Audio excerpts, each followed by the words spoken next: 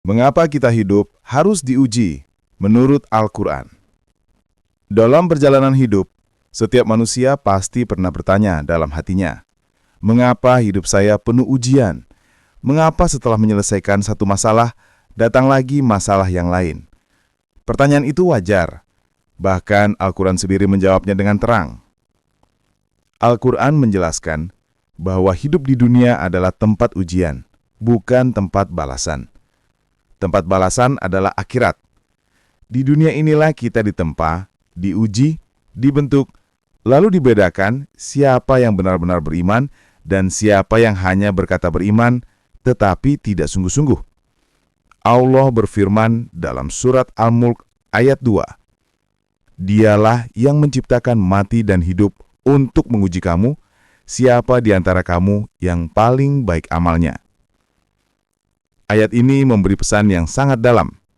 Hidup bukan untuk bersenang-senang, bukan untuk sekedar berhasil, bukan untuk mendapatkan semua yang kita mau. Hidup. Ujian adalah tanda cinta Allah. Seringkali kita mengira bahwa ujian adalah hukuman. Padahal, ujian justru bisa menjadi tanda bahwa Allah memperhatikan kita. Dalam surat Al-Baqarah ayat 155-157, Allah berfirman bahwa manusia pasti diuji dengan rasa takut, rasa lapar, kekurangan harta, kehilangan orang yang dicintai, dan berbagai kesulitan. Lalu Allah menutupnya dengan kalimat yang menenangkan. Berikanlah kabar gembira kepada orang-orang yang sabar. Bukan kepada orang yang kuat, bukan kepada orang yang sempurna, tapi kepada yang sabar. Allah ingin menunjukkan bahwa sabar kita bukan sia-sia. Allah ingin mengangkat derajat kita melalui ujian. 2. Ujian membuktikan keimanan kita. Dalam surat Al-Ankabut ayat 2 dan 3, Allah bertanya, apakah manusia mengira bahwa mereka akan dibiarkan berkata, kami beriman, padahal mereka tidak diuji? Iman bukan hanya ucapan. Iman adalah komitmen. Dan komitmen diuji melalui kesulitan. Jika seseorang mengatakan mencintai Allah, tapi saat diuji ia menjauh darinya, maka cintanya belum kuat. Namun jika seseorang diuji, dan ia tetap bersandar kepada Allah, maka itulah bukti keimanan sebenar-benarnya. Ujian menjernihkan hati dan menyucikan dosa. Terkadang melalui ujianlah kita kembali kepada Allah. Sakit, kehilangan, kegagalan, semuanya mampu melembutkan hati manusia. Rasulullah S.A. bersabda, tidaklah seorang mukmin ditimpa kesusahan, kesedihan, penyakit, bahkan duri yang menusuknya, kecuali Allah akan menghapuskan darinya sebagian dosa-dosanya. Ujian datang bukan untuk menjatuhkan kita, tetapi untuk membersihkan kita, agar kita pulang kepada Allah dalam keadaan lebih baik daripada sebelumnya. 4. Ujian menguatkan jiwa kita.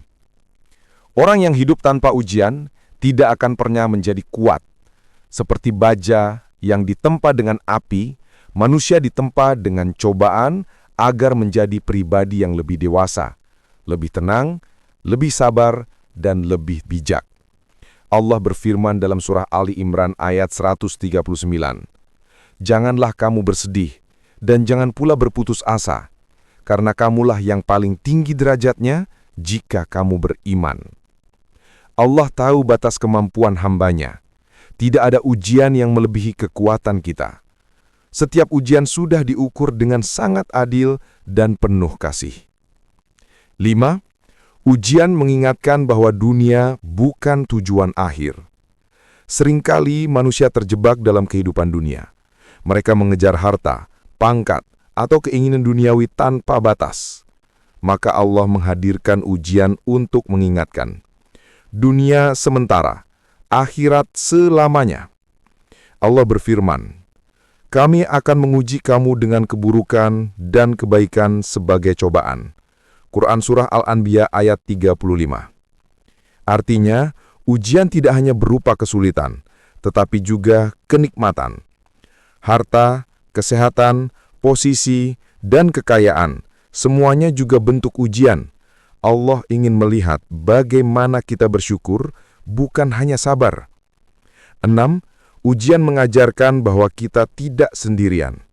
Setiap manusia pernah merasa tidak kuat menghadapi cobaan, tetapi Allah memberi jaminan.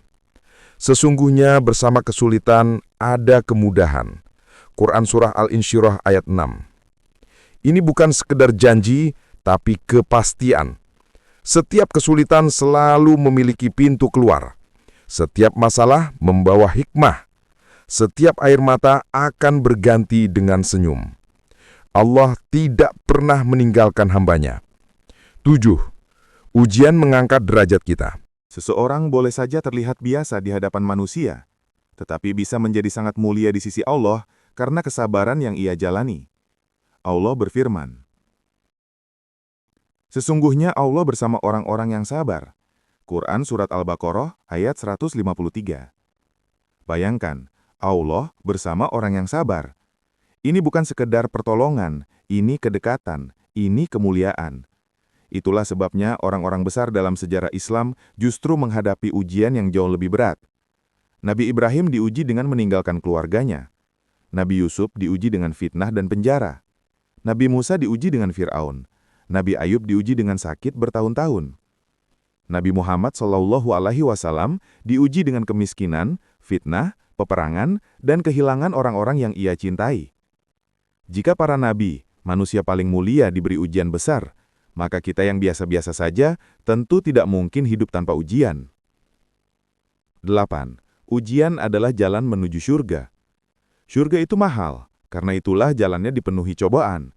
Rasulullah SAW bersabda, "Surga dikelilingi oleh hal-hal yang tidak menyenangkan.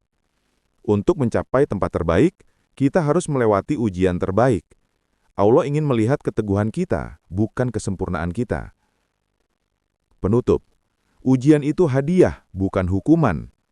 Saudaraku, mungkin saat ini kamu sedang diuji, mungkin dengan sakit, mungkin dengan kehilangan, mungkin dengan masalah keluarga, mungkin dengan rezeki yang seret, mungkin dengan ujian hati yang berat. Ingatlah, Allah tidak sedang menghukummu, Allah sedang mendidikmu.